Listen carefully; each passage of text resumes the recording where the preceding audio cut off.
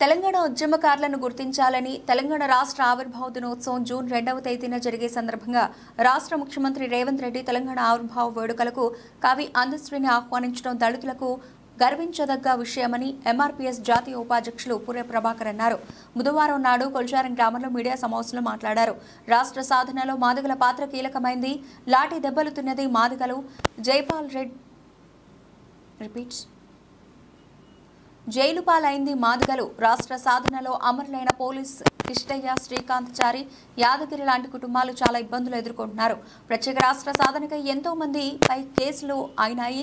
కాబట్టి రాష్ట్ర ముఖ్యమంత్రి ఉద్యమంలో కేసులైన వారిని గుర్తించి వారికి 200 చదరపు గజాల ఇండ్ల స్థలం మరియు 5 ఎకరాల భూమి ఇవ్వాలి.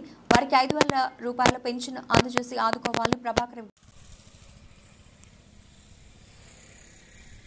మరి రేపు జూన్ 2వ తారీఖు నాడు జరిగేటటువంటి తెలంగాణ ఆవిర్భావ దినోత్సవానికి మరి రాష్ట్ర ముఖ్యమంత్రి గారు రేవంత్ రెడ్డి మరి భారీ ఎత్తున వేడుకలు చేస్తున్నటువంటి విషయాలు తెలుస్తున్నాయి. కాబట్టి దయచేసి రాష్ట్ర ముఖ్యమంత్రి గారికి ఒకటే కోరుతున్నాం. మేము తెలంగాణ ఉద్యమంలో పోరాడినటువంటి చాలామంది ఉద్యమకారులు ఉన్నారు, వారిని గుర్తించాలి. మరి ఇంకోటి ఏంటంటే ఆ తెలంగాణ ఉద్యమంలో పోలీస్ కిష్టయ్య, శ్రీకాంతాచారి, యాదగిరి చాలామంది చనిపోయినటువంటి పరిస్థితి ఉన్నది. వారి కుటుంబాలను ఆదుకోవాల్సిన అవసరం ఎంతైనా ఉన్నది. 1947 కంటే ముందు ఉద్యమం స్వతంత్ర ఉద్యమం. ఆ ఉద్యమం మనకు తెలియదు. కానీ మరి మొన్న జరిగినటువంటి తెలంగాణ ఉద్యమం అయితే స్వతంత్ర పోరాటం అని మరి సకల జనుల సమ్మెకు, కులాలకు మతాలకు అతీతంగా, రాజకీయ పార్టీలకు మరి అందరం కూడా అతీతంగా మరి పోరాడి తెలంగాణను సాధించిన విషయం వాస్తవమే.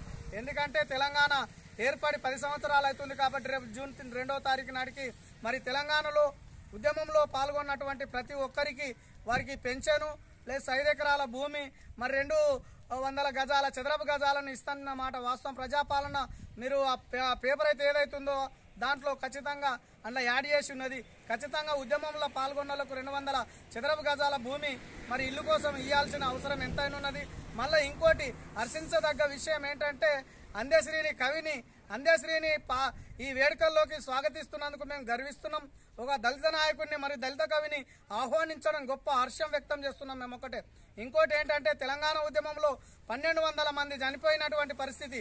అలాంటిది ఈరోజు మరి 10 సంవత్సరాలు పూర్తి చేసుకొని మరి వేడుకలు జరుపుకున్న సమయంలో తెలంగాణ ఉద్యమంలో పాల్గొన్నటువంటి ప్రతి ఉద్యమ నాయకుడికి ఖచ్చితంగా మరి వాళ్ళకి కావాల్సిన ఏంటంటే పోరాట పటిమే. కాబట్టి పోరాడినోళ్లను ఒట్టి కాకుండా పోరాడిన వారికి, ఎఫ్ఐఆర్ అయిన వారికి, మరి కేసుల పాలైన వాళ్లకు ఖచ్చితంగా గుర్తించి వారికి ఏదో ఒకటి కూడా ఖచ్చితంగా ప్రభుత్వ పరంగా సహకరించాలని మేము కోరుతున్నాం. కేసులు కట్ చేయాలని డిమాండ్